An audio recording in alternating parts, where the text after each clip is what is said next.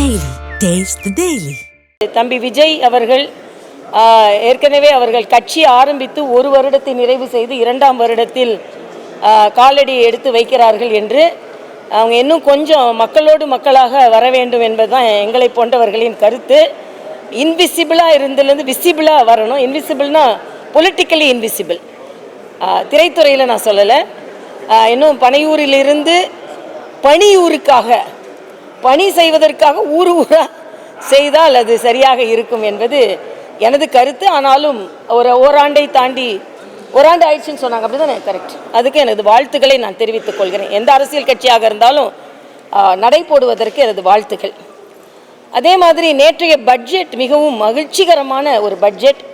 ஏனென்றால் மாதம் 1 லட்சம் ரூபாய் ஊதியம் பெற்றால் கூட அவர்கள் வருமான வரி செலுத்த போவதில்லை. நம்ம எப்போவுமே ஒரு பட்ஜெட் வந்த உடனே வரி வரி வரின்னு சொல்லுவோம், வரி சுமைன்னு சொல்லுவோம். ஆனால் வரி வரியாக பாராட்டக்கூடிய பட்ஜெட்டாக இந்த பட்ஜெட் இருந்தது. அதனால தான் நான் ஆங்கிலத்தில் சொன்னேன், இதற்கு முந்தைய அரசு யூபி அரசு டாக்ஸிங் த பீப்புள், நம்ம we have make the people tax free அப்படின்னு சொன்னேன். அதனால் இன்றைக்கி உண்மையிலேயே மகிழ்ச்சியான ஒரு விஷயம்.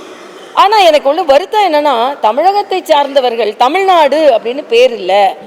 நினைக்கிறேன் 12 லட்சம் ஊதியம் வாங்குபவர்களுக்கு வருமான வரி சலுகை இருந்ததுன்னா தமிழகத்தை சார்ந்தவர்களுக்கு தான்.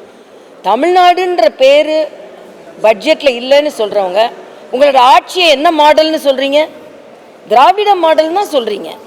நான் முதலமைச்சர்கிட்ட கேட்குறேன், அப்போ நான் தமிழ்நாடு மாடல்னு சொல்ல ஆரம்பிங்க. தமிழ்ன்ற வார்த்தையே உங்களோட மாடல்லே இல்லையே. அப்போ தமிழ்நாடு மாடல்னு கூட நீங்கள் சொல்ல மாட்டீங்க. ஆனால் திருக்குறள் அங்கே பயன்படுத்தப்பட்டிருக்கிறது. அந்த 8வது முறை அந்த பட்ஜெட்டை தாக்கல் செய்தது தமிழ்நாட்டை சார்ந்த தமிழச்சியான நிர்மலா சீதாராமன் அவர்கள்.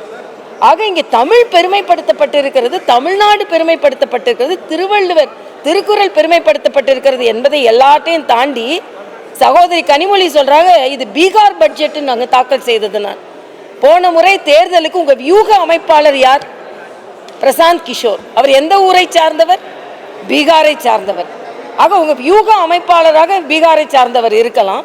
ஆனால் பீகாருக்கு ஒரு வளர்ந்து வரும் மாநிலம் என்ற வகையில் கொடுக்கப்பட்டிருக்கிறது. ஆனால் அதே நேரத்தில் தமிழகத்திற்கு கிடைக்க வேண்டிய நிதி கிடைக்க வேண்டும் என்பதில் பாரதிய ஜனதா கட்சியும் குறிக்கோளாக இருக்கிறது. ஏதோ பாரதிய ஜனதா கட்சிக்கு தமிழ்நாட்டை பற்றி கவலையே இல்லை, ஆனால் அவங்களுக்கு தான் கவலை இல்லை கவலை என்பதை போல பேசுவது தவறு என்பது எனது கருத்து. இன்னொன்று, தமிழக முதலமைச்சர் இன்னைக்கு சொல்லியிருக்கிறார், பாஜக போன்ற கட்சிகள் மக்களை சந்திப்பதை அவர்கள் பயப்படுகிறார்கள் என்று. அப்படின்னா உங்கள் கூட்டணி கட்சியான காங்கிரஸ் மக்களை சந்திக்க பயந்து தான் நீங்கள் இன்று போட்டி போடுகிறீர்களா? இன்னைக்கு உள்ள திராவிட மாடலில் மக்கள் எதிர்த்து கேள்வி கேட்பார்கள். அதை எதிர்கொள்ள முடியாமல் தான் காங்கிரஸிடமிருந்து நீங்கள் வாங்கி போட்டி போடுகிறீர்களா? நாங்கள் மறுபடியும் சொல்கிறோம், எங்களோடு போட்டி போடுகின்ற தன்மையோடு உங்கள் கட்சி இல்லை என்பதைத்தான் நாங்கள் திருப்பி சொல்லிக்கிறோம்.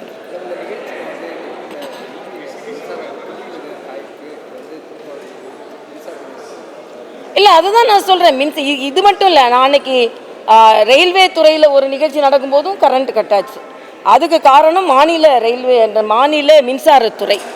24 மணி நேரம் நாங்கள் மின்சாரம் கொடுக்குறோன்னு சொல்லி கொண்டிருந்த நீங்கள் இன்றைக்கி பார்த்தீங்கன்னா மின்சாரம் தடைப்பட்டு இருக்கிறது. இதிலே உங்களுக்கு அது இந்தியா முழுவதும் இருந்து டாக்டர்ஸ்கள் வருகிறார்கள். தமிழ்நாட்டின் பெருமை இப்போ பறைசாற்றப்பட்டிருந்தது. அது மட்டும் இல்லை, நான் அதுவும் தமிழ்தாய் வாழ்த்தை எப்பொழுதுமே தமிழகத்தில் அவர்கள் பிரச்சனையாக்கி கொண்டிருக்கிறார்கள். தமிழகத்தில் தமிழ்நாடு முதலமைச்சர் கலந்து கொண்ட ஒரு நிகழ்ச்சியில் கூட தமிழ்தாய் பாட்டு தவிர்க்கப்பட்டு இருக்கிறது.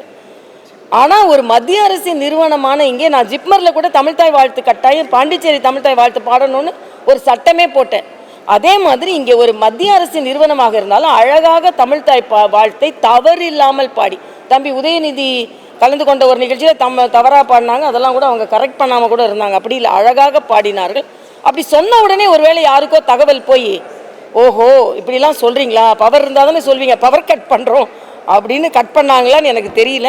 ஏன்னா உள்துறை அமைச்சர் வரும்போதும் பவர் கட் பண்ணுவாங்க.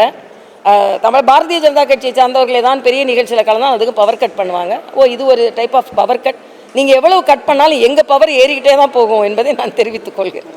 பாதகம் செய்பவரை கண்டால் நாம் பயம் கொள்ளலாகாது பாப்பா, மோதி மிதித்து விடு பாப்பா, அவர் முகத்தில் உமிழ்ந்து விடு பாப்பா.